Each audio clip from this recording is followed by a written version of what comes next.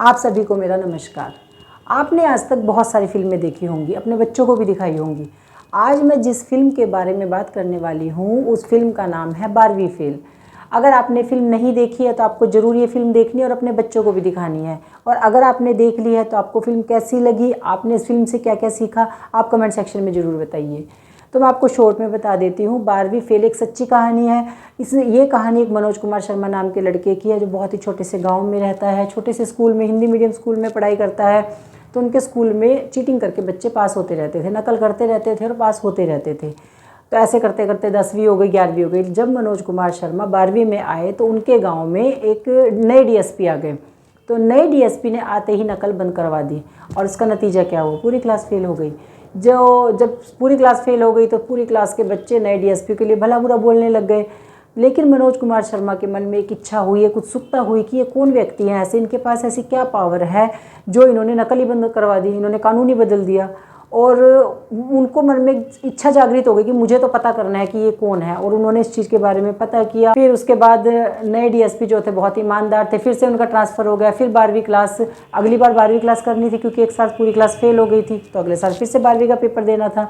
अगले साल भी क्लास में चीटिंग हुई, लेकिन मनोज कुमार शर्मा ने बिल्कुल भी चीटिंग नहीं की, बिल्कुल भी नकल नहीं की। उन्होंने अपनी पूरी ईमानदारी के साथ अपना पेपर लिखा और वो पास हुए।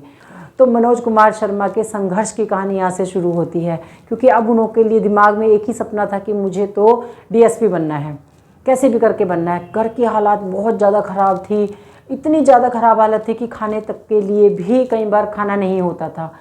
तो इस फिल्म को देखने के बाद मुझे जो सीख मिली है वो मैं आपके साथ शेयर करना चाहती हूँ। आप मुझे बताइए कि इनमें से आपको क्या सही लगा। इस फिल्म में कई सारे ऐसे सीन आते हैं कि जब आपकी आंखों से आंसू बहने लग जाएंगे, जब आप इमोशनल हो जाएंगे और ऐसा लगता है कि हम बेकारी परिस्थितियों को दोष देते रहते हैं। प्रॉब्लम तो सबके जीवन में है, लेकिन जिसको मेहनत करनी होती है ना, वो कुछ भी करता है, मेहनत करके जो उसका सपना होता है वो उसको पूरा करता है।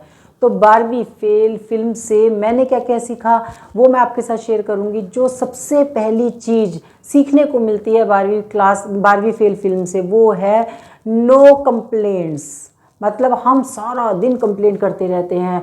खासतौर पे अगर हम बच्चों की बात करें, बच्चे क्या कहते हैं, स्कूल में टीचर अच्छे नहीं है, अगर हमने ट्यूशन लगाई है तो ट्यूशन में टीचर अच्छे नहीं है, अगर वहाँ का माहौल अच्छा नहीं है, मेरे तो दोस्त अच्छे नहीं है, स्कूल बहुत दूर है, आने जाने में टाइम वेस्ट हो जाता है, फिर कोचिंग बहुत दूर, आने जाने में टाइम वेस्ट हो जाता है। मतलब दुनिया भर के बहाने तैयार रहते हैं। या कोई घर का, अगर आप उन्हें एक दिन घर का कोई काम बता देते हैं ना, तो वो पूरा का पूरा बस मैं तो इसमें काम में लग गया था इसलिए मुझे पढ़ाई करने का टाइम नहीं लगा, मैंने घर का, मतलब उनके पास बहानों की पूरी लिस्ट तैयार होती है। और मनोज कुमार शर्मा की कहानी देखने के बाद सबसे पहली चीज़ तो सीखने को मिलेगी वो यही मिलेगी कि उस लड़के ने जीवन में उसके पास खाने के लिए नहीं था, रहने के लिए जगह नहीं थी, पहनने के लिए कपड़े नहीं थे, एक जोड़ी कपड़े ही थे। उसके बाद भी अगर मन में हिम्मत थी, मन में उन्होंने सोच लिया था, ठान लिया था, जिद कर ली थी कि नहीं मुझे तो बड़ा अफसर बनना ही है, तो वो बन के ही रहे। मनोज कुमार शर्मा ने चक्की पर चलाई, चक्की पे काम किया, पूरा दिन वो काम करते थे, रात को पढ़ाई करते थे और कुछ पैसे कमाते थे, कुछ अपने घर भी भेजते थे और अपना भी खर्चा करते थे। मनोज कुमार शर्मा ने लाइब्रेरी में भी काम किया, मनोज कुमार शर्मा ने दूसरों के टॉयलेट्स भी साफ़ किए, मनोज कुमार शर्मा ने कुत्ते घुमाने का भी काम किया। मनोज कुमार शर्मा दिन में इतनी मेहनत करते थे, पूरा दिन काम करते थे पैसे कमाने के लिए कि कुछ पैसे आएंगे तो कुछ पैसों से मैं अपना भी गुजारा कर लूँ और मैं अपने घर भी भेज दूँ।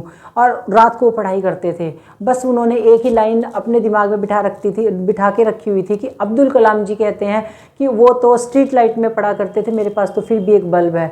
बस वो उस एक बल्ब की रोशनी में पढ़ाई करते थे। जब ये फिल्म देखते हैं ना, उस वक्त ये लगता है ना, जहाँ हम अपने बच्चों को सब कुछ देते हैं, हमारे बच्चों को अच्छा खाना भी मिल रहा है, अच्छे कपड़े भी मिल रहे हैं, उनको लाइट मिल रही है, पंखा मिल रहा है, सब कुछ मिल रहा है, लेकिन उसके बाद भी वो पढ़ाई नहीं करते। जब वो इस फिल्म को देखेंगे ना, उनको पता चलेगा कि पढ़ने के लिए एक ना मन में इच्छा होनी चाहिए, तो आपको कोई भी सिचुएशन रोक नहीं सकती है। अगर आपका सपना बड़ा है, कुछ करना है आपके जीवन में, आपका लक्ष्य है कि मुझे कुछ करना है, तो आपके सामने कोई भी सिचुएशन आ जाए आप उसको पार कर लेंगे। ऐसे कारण हैं कि जो हम बहाने बनाते हैं, शायद वो बहाने होते ही नहीं है, हम ज़बरदस्ती उनको बनाते हैं।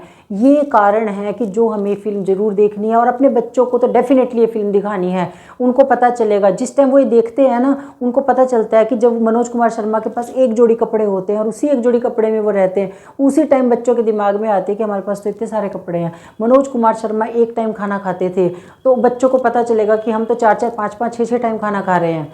तो ये फिल्म जब वो देखेंगे ना कहीं उनके अंदर से एक आवाज़ आएगी, हमें सब कुछ मिल रहा है उसके बाद भी हम नहीं पढ़ाई कर रहे हैं। तो मैं आपसे गुजारिश करूंगी कि ये फिल्म आप अपने बच्चों के साथ बैठ के देखें। आपके बच्चों को ज़रूर एहसास होगा कि उनके पास कितना कुछ है, उनके अंदर एक ग्रेटिट्यूड की फीलिंग आएगी। वो देखेंगे कि हमारे पेरेंट्स हमें सब कुछ दे रहे हैं, उसके बाद भी हम मेहनत नहीं कर रहे हैं। तो ये फिल्म आपको ज़रूर देखनी है और अपने बच्चों को साथ बैठ कर ही दिखानी है। दूसरी चीज़ हमें जो फिल्म से सीखने को मिलती है वो होता है ये जो प्यार मोहब्बत का चक्कर होता है ना, उससे हमें जितना हो सके उतना दूर रहना चाहिए, या तो फिर हमें अपना साथी बहुत ही सोच समझ के चुनना चाहिए। देखिए, ये एक उम्र होती है, उसी उम्र में तो इंसान का एक लक्ष्य होता है कि मुझे कुछ बनना है, और उसी उम्र में लड़का हो या लड़की हो वो प्यार मोहब्बत के चक्कर में पड़ जाता है। अब देखिए, कोई भी लड़का आपके जीवन में आता है, अगर आप लड़की हैं, और अगर आप लड़के हैं तो कोई भी लड़की अगर आपके जीवन में आती है, तो अगर आपका ध्यान उस अपने जो आपका लक्ष्य है उससे भटक रहा है, तो इसका मतलब है कि आप गलत रास्ते चल रहे हैं, और वो जो प्यार मोहब्बत के चक्कर में आप पड़ रहे हैं ना, वो बिल्कुल गलत है। आपको वो बिल्कुल छोड़ देना चाहिए। प्यार मोहब्बत के चक्कर में ही पड़ना है तो अपने पेरेंट्स के चक्कर में पड़िए। आपके पेरेंट्स आपको कितना प्यार करते हैं, आपके पेरेंट्स से ज़्यादा आपसे कोई प्यार कर ही नहीं सकता है। उसके बाद अगर आपको प्यार मोहब्बत के चक्कर में पढ़ना है तो अपने टीचर्स के प्यार मोहब्बत में पढ़िए। एक गुरु हमेशा चाहता है कि उसका जो शिष्य है वो उससे भी ज़्यादा ऊपर तरक्की करे। अगर आप किसी ऐसे इंसान के चक्कर में पड़ जाते हैं जिसकी वजह से आपका ध्यान भटक रहा है, तो आपको तुरंत अवेयर हो जाना चाहिए और उस इंसान से दूर हो जाना चाहिए। मनोज कुमार शर्मा के जीवन में भी एक लड़की आती है, श्रद्धा नाम की एक लड़की आती है, लेकिन श्रद्धा जब आती है तो वो मनोज कुमार शर्मा को उसके लक्ष्य तक पहुंचने में उसकी मदद करती है, ना कि उसका ध्यान भटकाने में या घूमने फिरने में या पार्टी करने में उसका ध्यान रखती है। वो उसके साथ देती है, जब उसके स्ट्रगल के दिन थे तब भी वो उसका साथ देती है, वो उसको नोट्स बना के देती है, वो उसकी पूरी हेल्प करती है कि तुम कैसे भी करके जो तुम्हारा सपना है तुम्हें उसे पूरा करना है। अगर तो आपकी लाइफ में ऐसा कोई पार्टनर आता है, आपके जीवन में कोई ऐसा लड़का या लड़की आता है जो आपके लक्ष्य को प्राप्त करने में आपकी मदद करता है, और वो सपना देखता है कि जो इसका सपना है उसको पूरा करे बिना तो मैं भी चैन से नहीं बैठूंगा या बैठूंगी, तो आप बिल्कुल सही साथी के साथ में हैं। तो आप ये देख के चलिए कि अगर आप अपने लिए साथी का चुनाव कर रहे हैं तो आपको बहुत ही सोच समझ के करना है। आपको थोड़े दिन के बाद ही अंदाज़ा लगाना ही होगा, बंद आंखों से प्रेम नहीं करना है। आपको अंदाज़ा लगाना ही पड़ेगा कि ये मेरे लक्ष्य में कहीं कोई बाधा तो नहीं है, इसकी वजह से मेरा ध्यान तो नहीं भटक रहा है। तो आपको अपने पेरेंट्स के सपनों की तरफ ध्यान देना है कि जिन माँ बाप ने आपको इतना दूर तक पहुँचाया है, आपके लिए इतना कुछ किया है, आपके लिए बड़े बड़े सपने देखे हैं, उनके सपनों को आपको पूरा करना है। आज समय है उनके सपनों को पूरा करने का, ना कि इन चक्करों में पड़ने का। इसीलिए आपको जितनी ज़्यादा कोशिश करनी है आप इन प्यार मोहब्बत के चक्रों से दूर रहे। देखिए, हर चीज़ का एक समय होता है। आज समय है आपका कुछ बनने का, एक समय ऐसा आता है कि शादी सभी की होनी है, आज नहीं होगी तो कल होगी। तो आप पहले कुछ बन जाइए, उसके बाद कोई भी लड़का होगा या लड़की होगी आपके जीवन में एक बहुत ही अच्छा आएगा। जब आप थोड़े मैच्योर भी हो जाएंगे, आप कुछ बन जाएंगे, और जब मैच्योरिटी के साथ कोई रिश्ता आप अपनाते हैं ना, तो वो रिश्ता अंत समय तक चलता है, बहुत लंबे समय तक चलता है। इसीलिए आपको कोशिश करनी है, आपको ध्यान को नहीं भटकाना है। आप इस फिल्म को देखेंगे, आपको ये भी सीखने को मिलेगा कि हमें कैसे साथी के साथ में अपने साथी का कैसे चुनाव करना है कि जिससे कि हम आगे बढ़ें, ना कि हम पीछे आ जाएं। तीसरी बात जो हमें इस फिल्म से सीखने को मिलती है वो कि हिंदी मीडियम एक ऐसा मीडियम है जहाँ के बच्चे शायद थोड़ा सा अपने आप को शर्माते हैं ये कहने में कि हम तो हिंदी मीडियम के बच्चे हैं, लेकिन हिंदी मीडियम के बच्चे भी आईपीएस बनते हैं, हिंदी मीडियम के बच्चे भी आईएएस ऑफिसर बनते हैं, हिंदी मीडियम के बच्चे भी डॉक्टर या बैंक में बहुत बड़ी बड़ी पदवी पे जाते हैं। तो हिंदी मीडियम ऐसा कोई शर्म की बात नहीं है कि अगर आप हिंदी मीडियम में तो आप कुछ नहीं कर सकते हैं। कई बच्चों के बहाने होते हैं ना, हम तो हिंदी मीडियम में हम कैसे करते, हमें तो इंग्लिश ही नहीं आती है। इंग्लिश ठीक है, इंग्लिश एक बहुत ही ज़रूरी लैंग्वेज है, इंग्लिश एक लैंग्वेज है। अगर आपके अंदर इच्छा है कि मुझे इंग्लिश सीखनी है तो आप इंग्लिश को सीख सकते हैं। जैसे हम कोई भी लैंग्वेज सीख सकते हैं, हम इतने सारे काम सीखते हैं तो एक लैंग्वेज भी सीख सकते हैं। मनोज कुमार शर्मा एक हिंदी मीडियम स्कूल के ही छात्र थे और आज वो आईपीएस ऑफिसर हैं। तो इसीलिए अगर आपको ऐसा लगता है कि आपका हिंदी मीडियम स्कूल का होना आपके लिए कोई बाधा है, तो ऐसा नहीं है। आप अपने अंदर एक इच्छा शक्ति लेकर आइए, आप अपना एक सपना देखिए कि मुझे कुछ बनना है। जब आप एक टारगेट बना के चलते हैं ना कि मुझे काम करना है, तो आपके लिए रास्ते खुद ही खुलने शुरू हो जाते हैं।